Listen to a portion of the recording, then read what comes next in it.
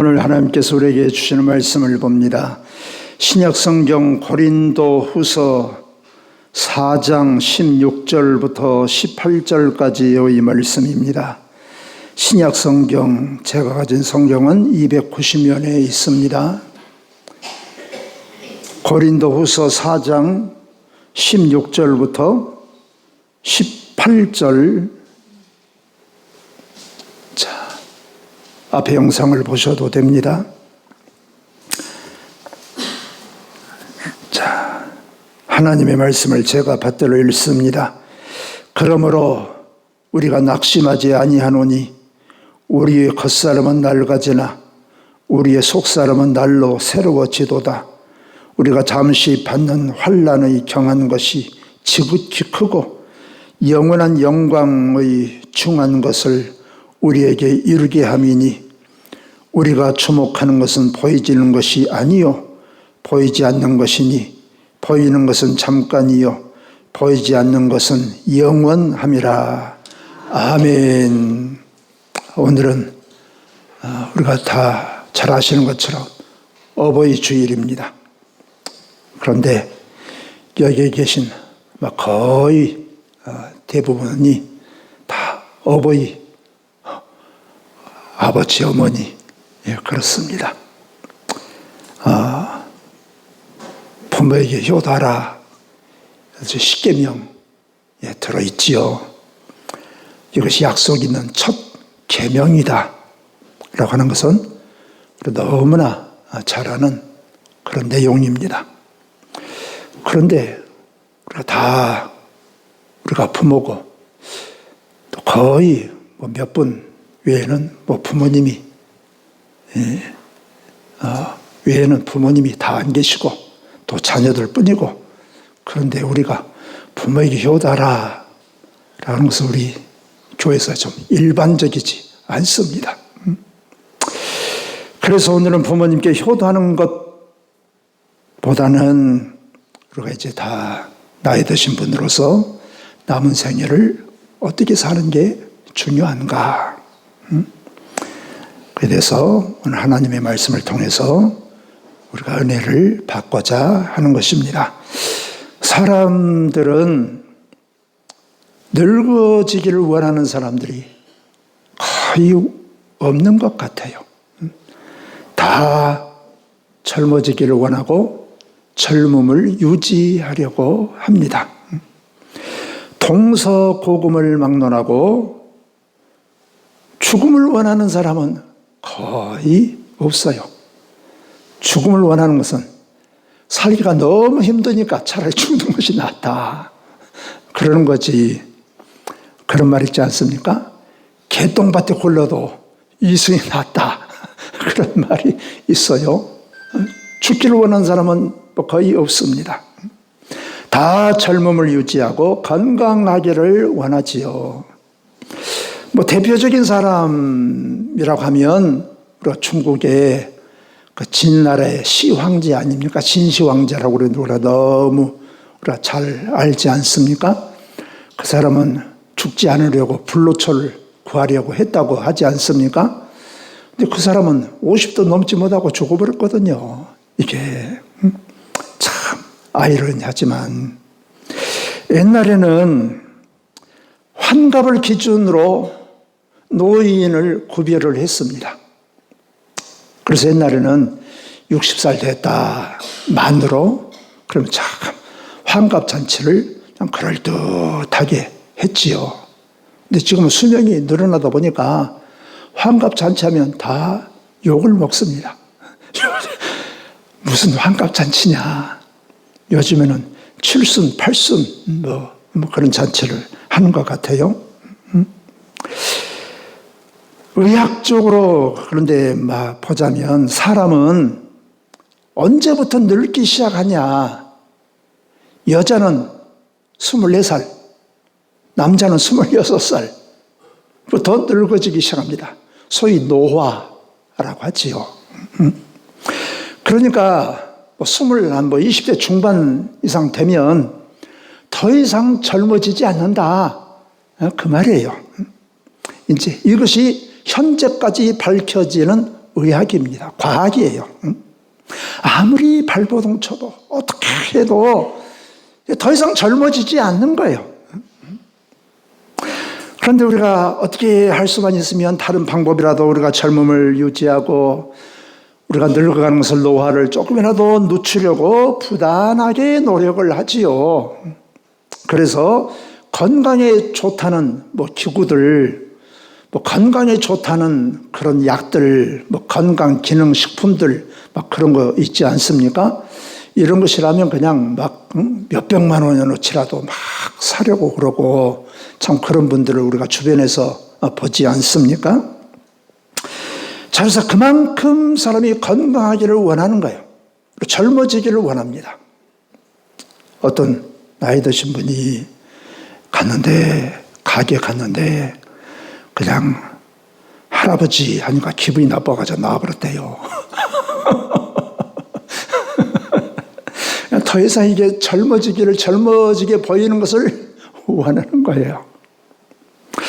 오늘 우리에게 주신 하나님의 말씀의 내용을 보면 사도 바울의 신앙적인 고백입니다. 그 중에서도 우리가 16절에 보면 바울 사도가 이렇게 말을 했어요. 우리가 낙심하지 아니하노니 우리의 겉사람은 낡아지나 우리 속사람은 날로 새로워진다. 우리가 잘 아는 것처럼 바울은 예수님과는 아무런 상관없이 참 초년기에는 살았던 사람이지요. 오히려 정반대로 예수님의 적으로 살지 않았습니까? 야, 사람이 한번 죽으면 끝나는 거지 뭐 또 다시 살고 그러냐, 어떻게 사람이 부활이 있냐. 그래서 아주 예수 믿는 사람들을 미워하지 않습니까? 죽이는데 앞장서고 그러지 않습니까? 그러다가 이 바울 사도가 외국에까지 가가지고 예수 믿는 사람들을 잡아가지고 오려고 가다가 부활하신 예수님을 만났습니다. 그 뒤로 바울의 이 생각, 가치관, 사고구조가 완전히 180도로 뒤집어졌지요. 아, 사람이 죽는 것으로 끝나는 게 아니구나. 영원한 삶이 있구나. 영생이 있구나.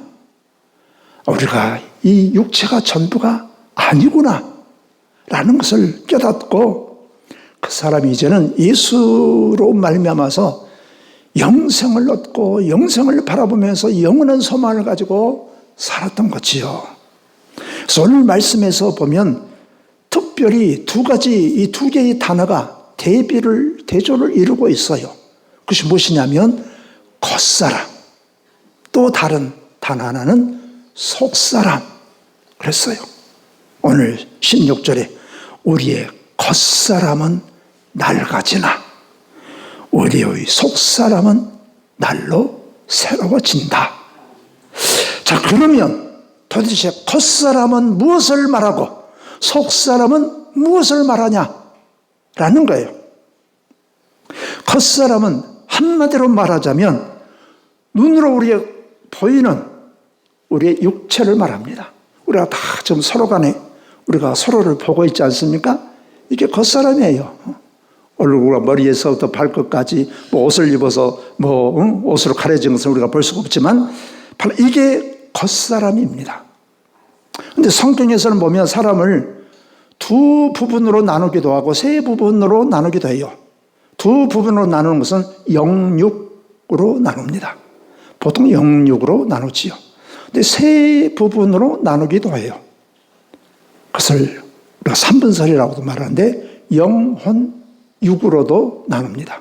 그래서 데살로니가서 5장 23절 말씀에서 보면 우리의 영과 혼과 몸이 주님께서 오실 때까지 영원히 보존되기를 원한다 그랬어요. 그래서 성경은 이 둘로 말하기도 하고 셋으로 말하기도 해요. 하여튼 우리가 그것이라 권해서 조목조목 그 기원에 대해서까지 얘기하려고 하면 시간이 많이 걸려서 할 수는 없습니다만 하여튼 어찌됐든 간에 오늘 성경 말씀에서 보면 우리 사람을 두 부분으로 나누고 있어요. 겉사람과 속사람. 그러면 겉사람이 뭐냐? 우리 육신이란 말이에요. 우리 육체, 우리 몸뚱아리를 말하는 것입니다. 여러분, 우리 몸뚱아리는 어떻습니까?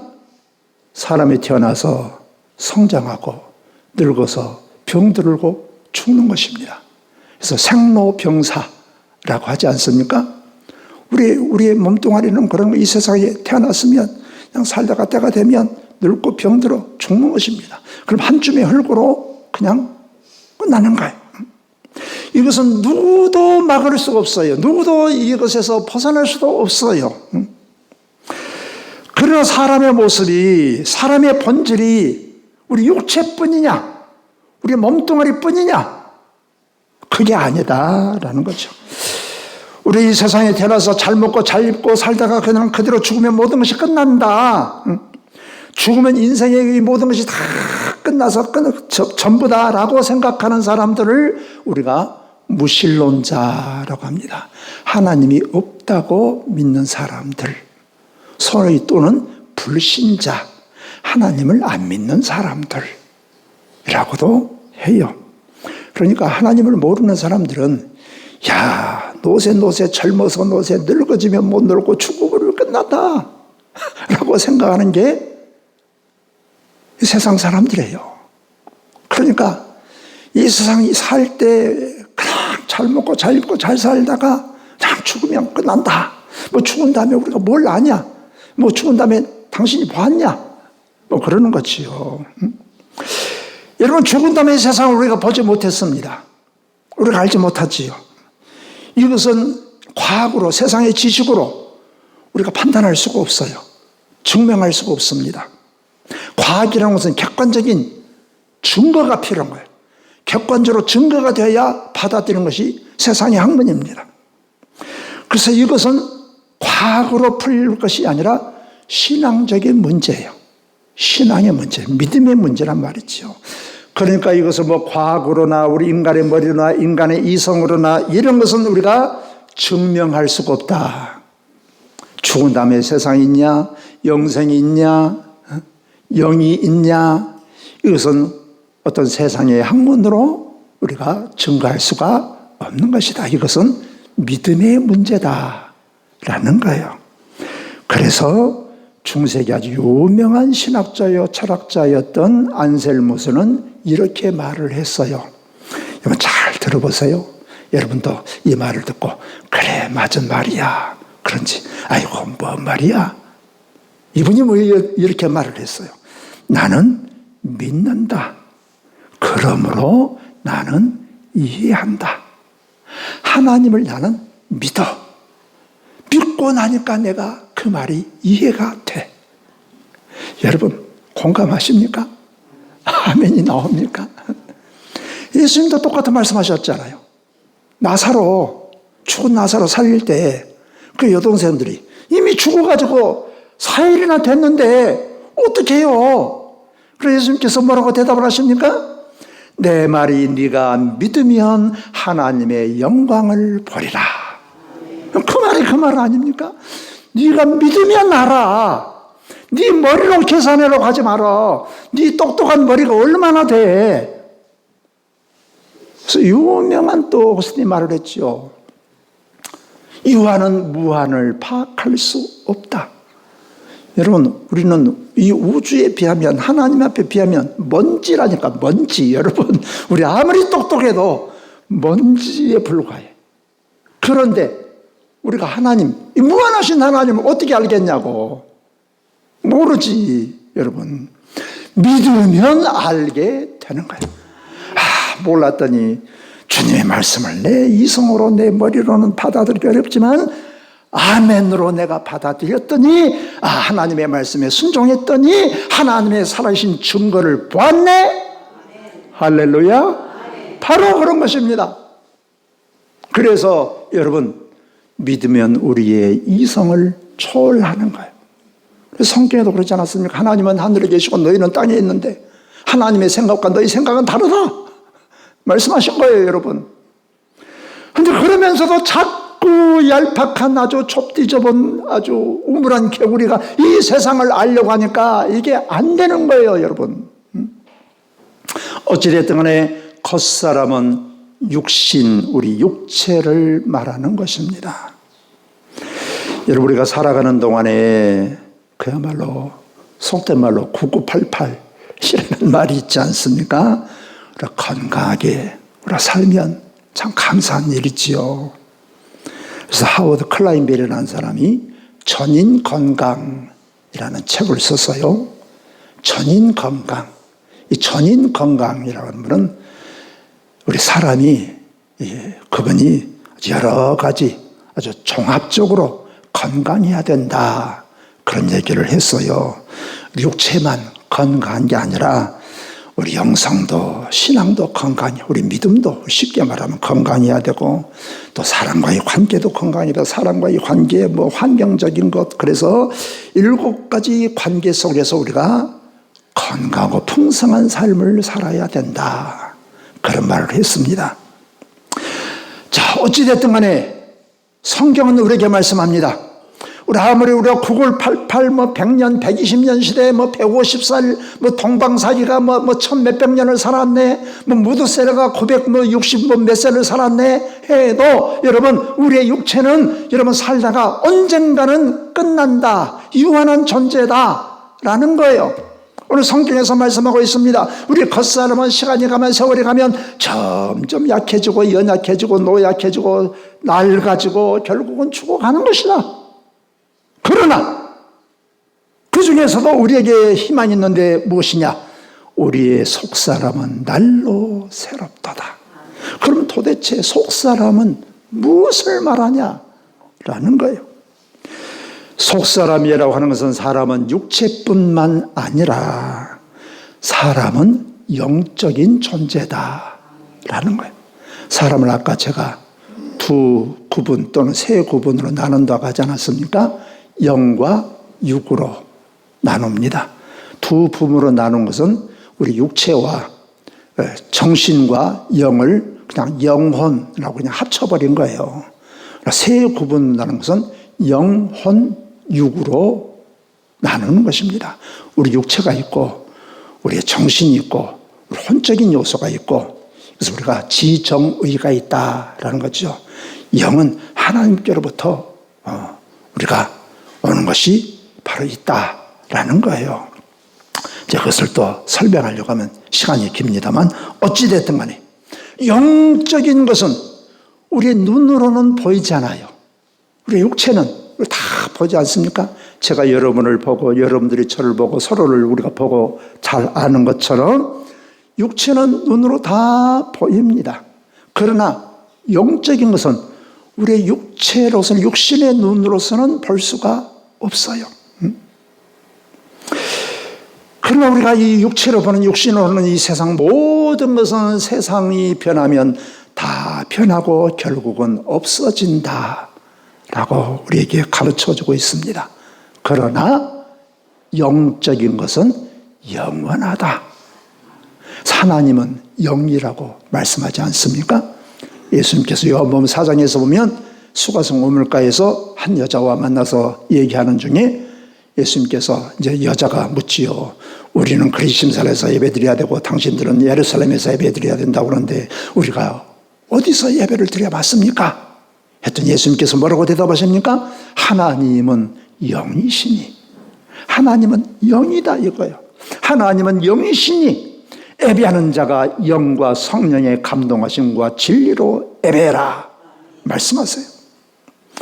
하나님께서 영적인 존재이신데, 영이신데, 하나님께서 사람을 지으실 때 흙으로 사람을 지으시고 사람의 코에 하나님의 생명, 하나님의 생기, 하나님의 영을 우리 속에 부어넣어 줬단 말이에요. 그랬더니 우리가 산 영이 되었다, 영적인 존재가 되었다 라고 우리에게 가르쳐주고 있는 것입니다.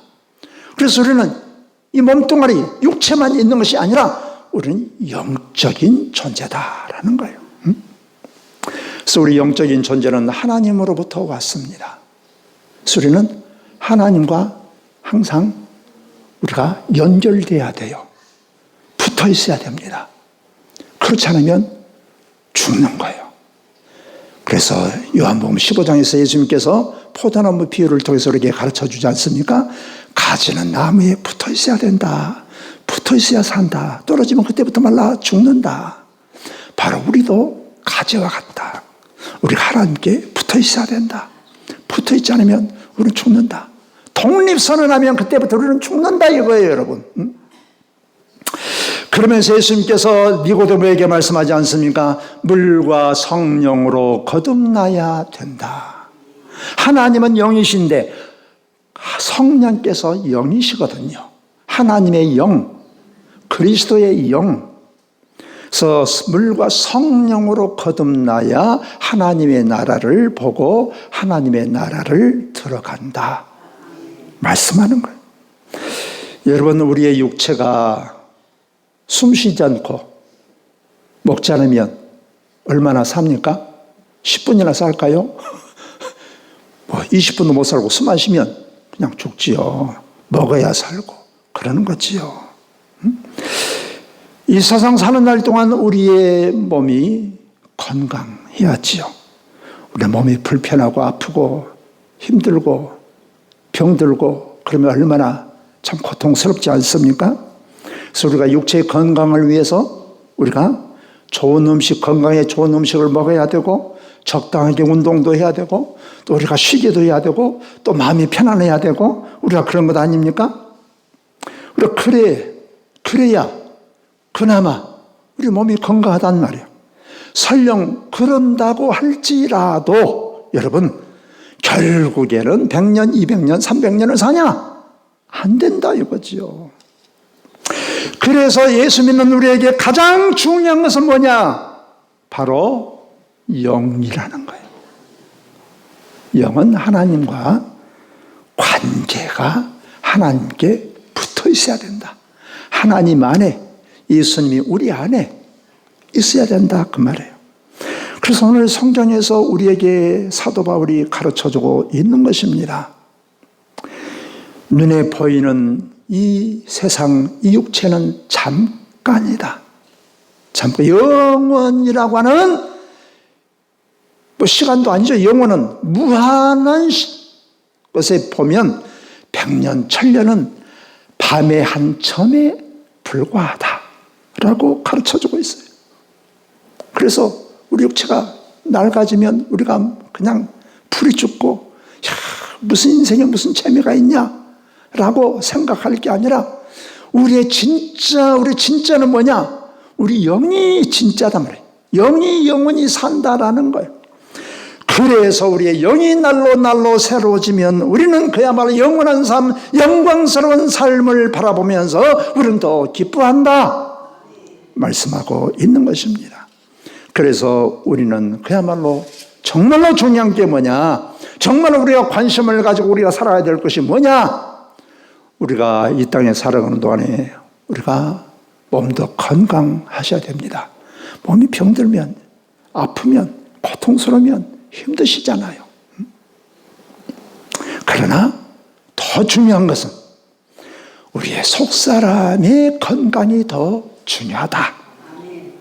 우리 영이 건강해야 된다. 병들면 안 된다라는 거지요. 그래서 우리가 예수님을 구주로 영접하면 하나님은 영이시기 때문에 하나님의 생명이, 하나님의 영이 우리 속에 씨앗처럼 속에 들어와서 심어지는 것입니다. 우리 영이, 죽은 영이 살아나는 거예요. 그러면 씨앗은 여러분 심어지면 그것으로 끝납니까? 씨앗이 싹이 나고 점점 자라서 꽃이 피고 열매 맺고 그래야지요. 제가 텃밭에 채소를 뿌려놨는데 비가 계속 물을 주려고 하면 비가 오고 물을 주려고 하면 비가 오고 얼마나 기분이 좋을지 몰라요. 씨를 뿌렸는데 자라야지. 안 자라면 됩니까? 여러분, 예수님께서 우리 속에 씨앗처럼 심어져 들어오셨어요. 그런데 씨앗이 잘 자라야지. 하나님의 생명이 잘 자라야지. 씨앗이 잘 자라려면 어떻게 해야 됩니까? 적당하게 비가 와야 된다니까, 여러분. 태비를 잘 줘야, 비료를 잘 줘야 된다니까. 온도가 잘 맞고 햇볕을 적당하게 잘 쬐이고 그래야 된다니까요.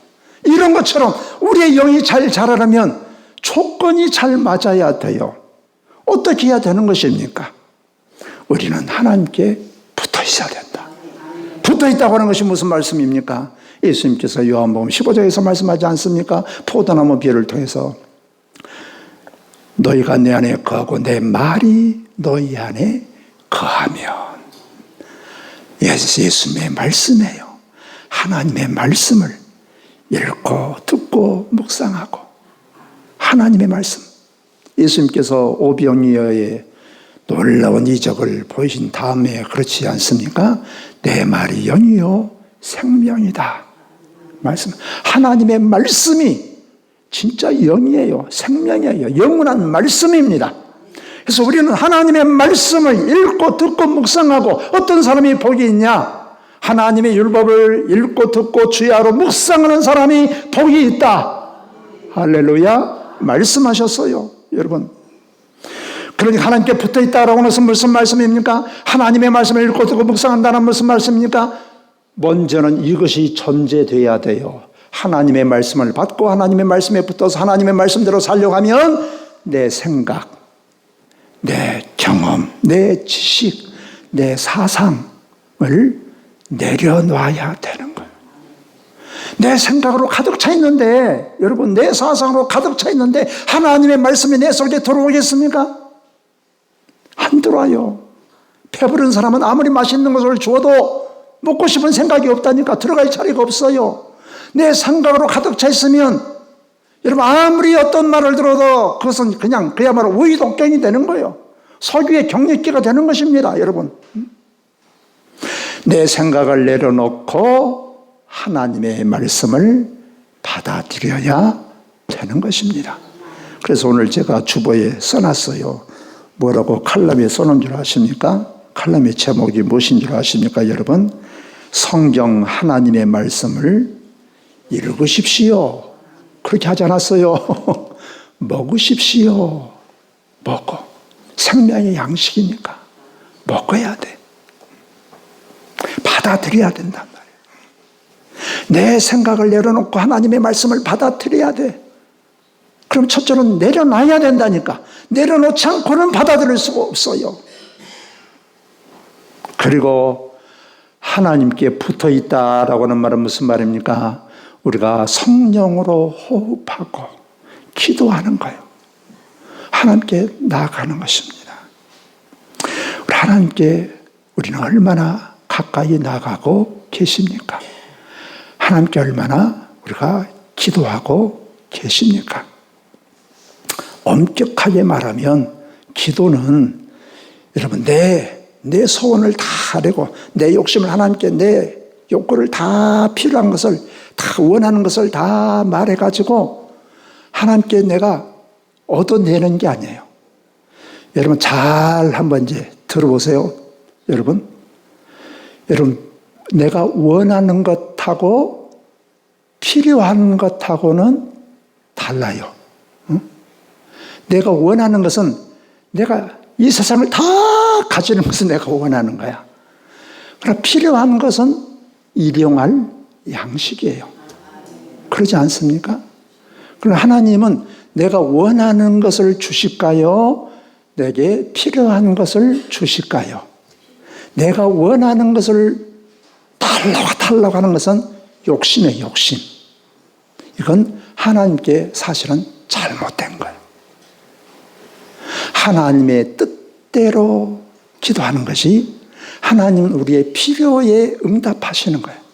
우리는 지나치다 보면 우리 원하는 것 하나부터 10가지, 하나부터 100가지 그냥 다 그냥 이것은 하나님께서 안 들으신다니까. 그런데 우리는 우리가 원하는 것을 다 구할 수가 있어요. 우리가 생각해야 돼요.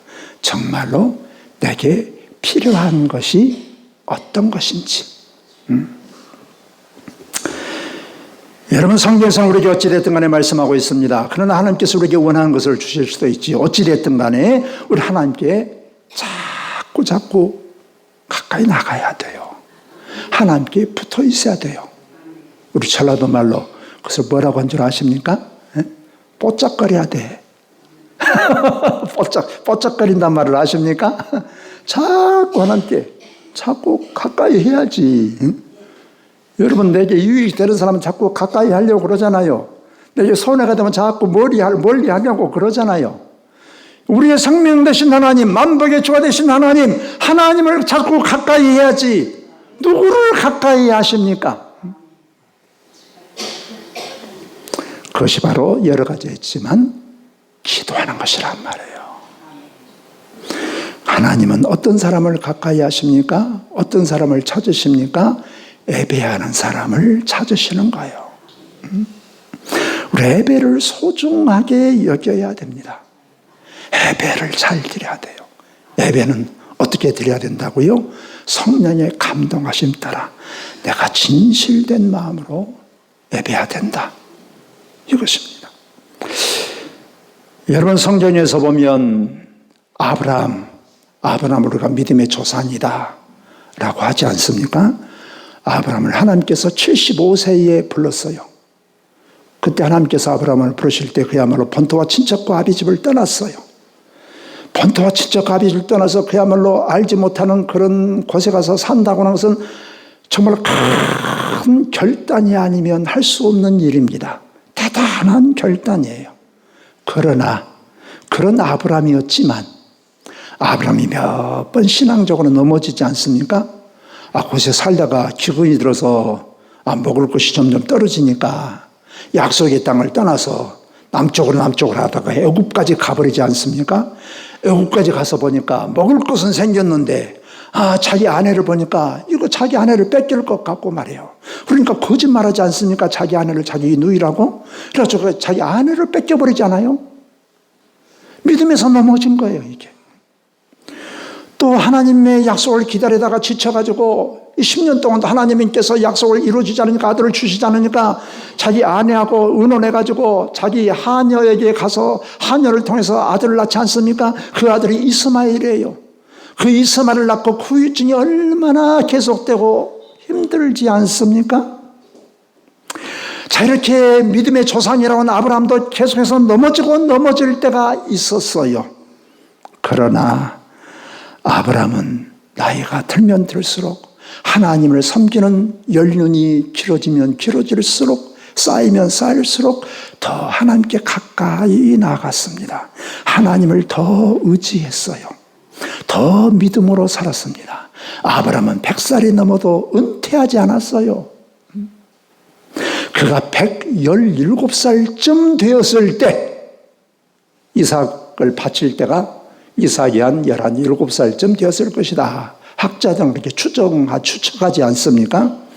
여러분 117살이면 늙어 이제 모든 것이 만사 귀찮아. 그냥 아무것도 하지 않고 그냥 편안하게 살다가 그냥 죽고 싶어요.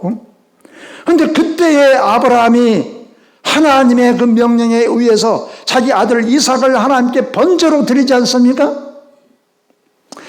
바로 믿음의 최고봉에 선 거예요.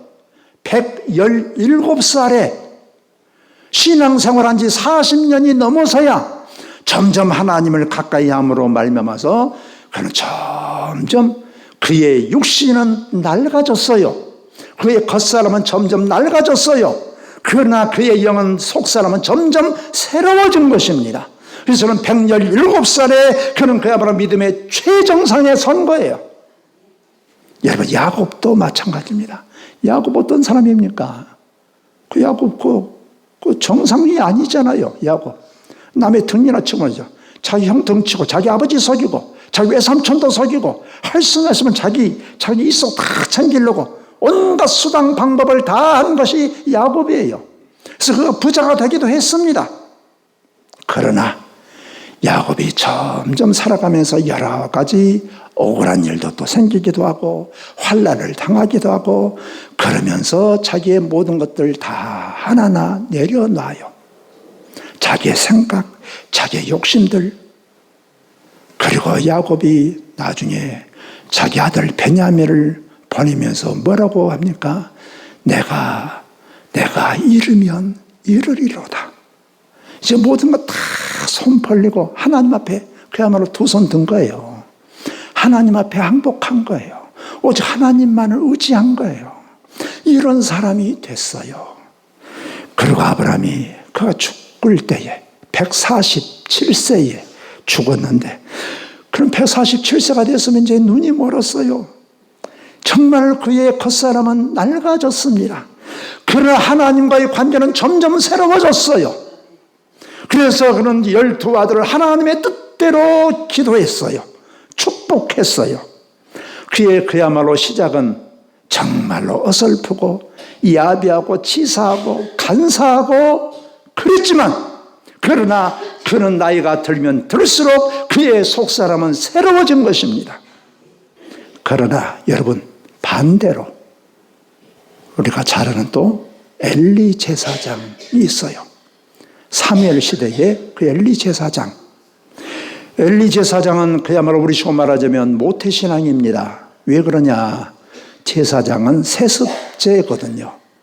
부모가 제사장이면 자동적으로 자기도 제사장이에요. 그러니까 모태신앙이죠. 자기 어머니 뱃속에서부터 하나님을 믿는 사람이야. 그렇게 해서 평생을 살았어.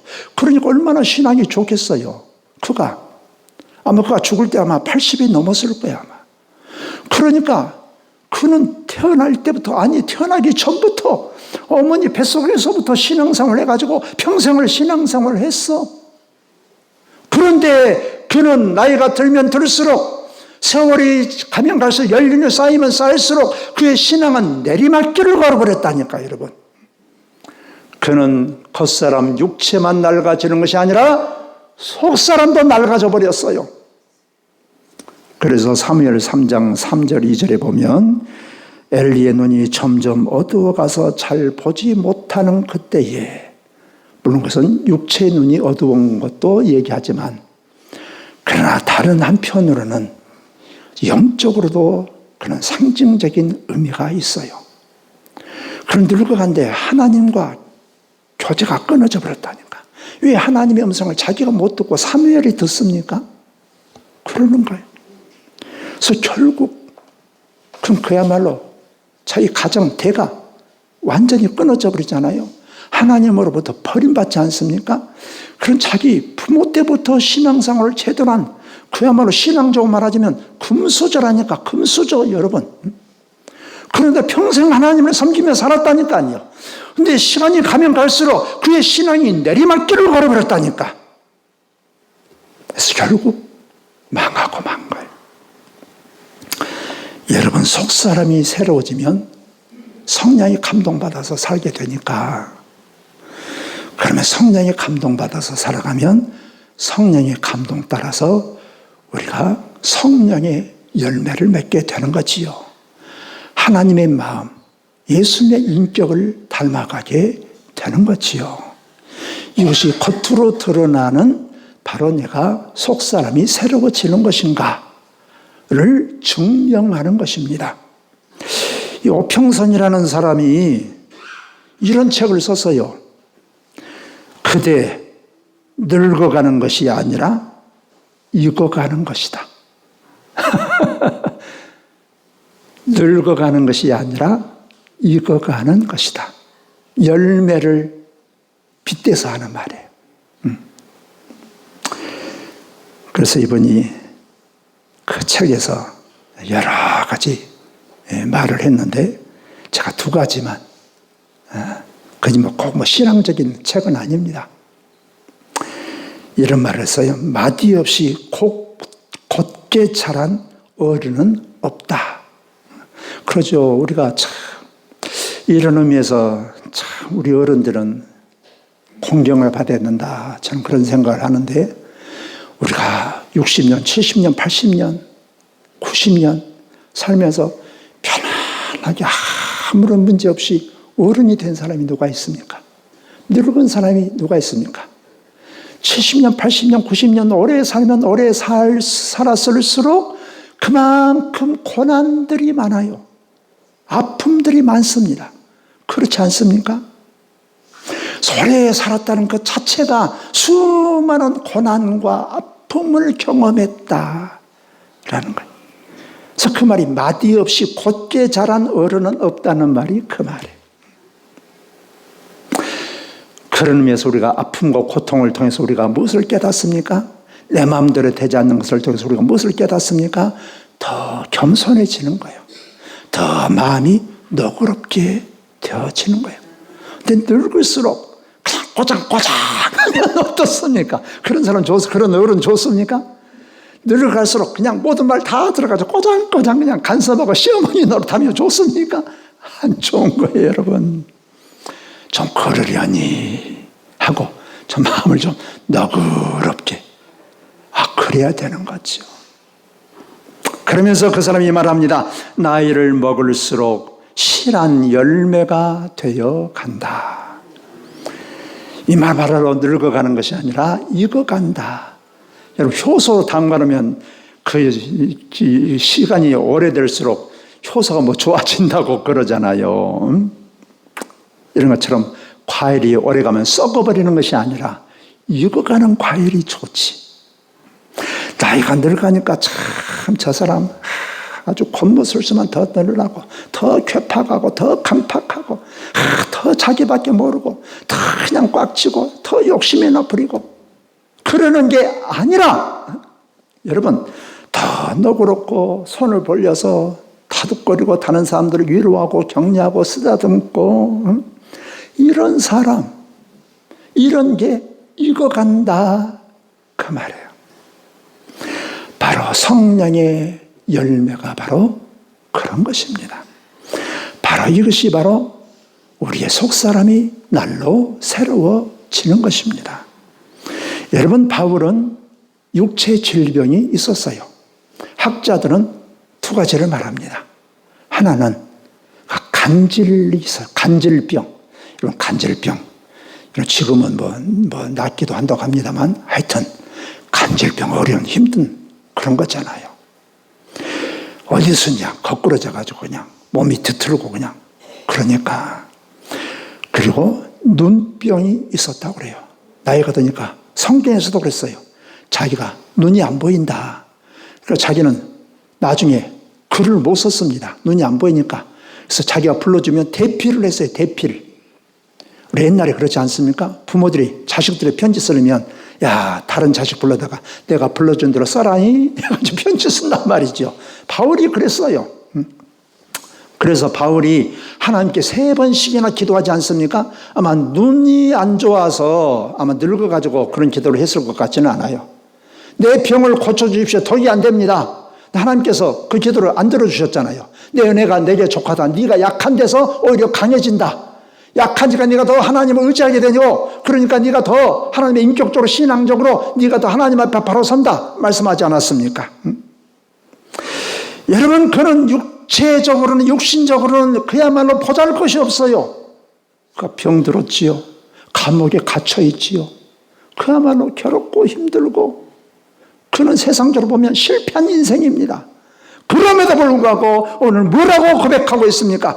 내 겉사람은 낡아지지만 그러나 내 속사람은, 내 영은 날로 새롭다 고백하고 있는 것입니다. 왜 그러겠습니까? 바로 예수로 말미암아서 하나님의 나라를 안 것입니다. 하나님의 나라를 바라보는 것입니다. 하나님의 나라를 소망하는 것입니다. 영원한 세상을 본 거예요. 바로 이것이 가장 귀하기 때문에 내가 육체적으로는 더 약해져도 그러나 내 영성은 날로 새롭다. 바로 이 바울의 고백이 우리의 고백이 되어야 하지 않겠습니까?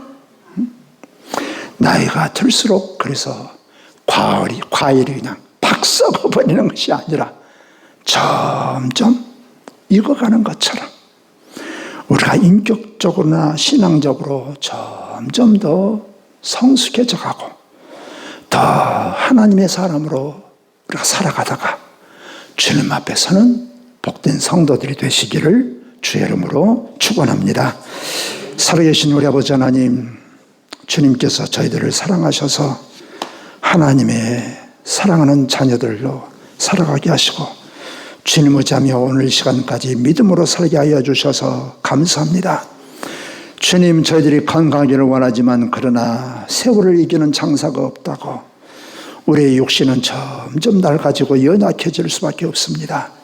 주님, 이 땅에 사는 동안에 우리 하나님께서 저희들을 붙들어 주시고 그러나 우리의 속사람이 더 하나님 안에 예수 그리스도를 의지하고 주님 안의 삶으로 말미암아 더욱 속사람이 새로워지게 하여 주셔서 더 참된 소망, 영원한 소망을 가지고 살아가게 하여 주옵소서.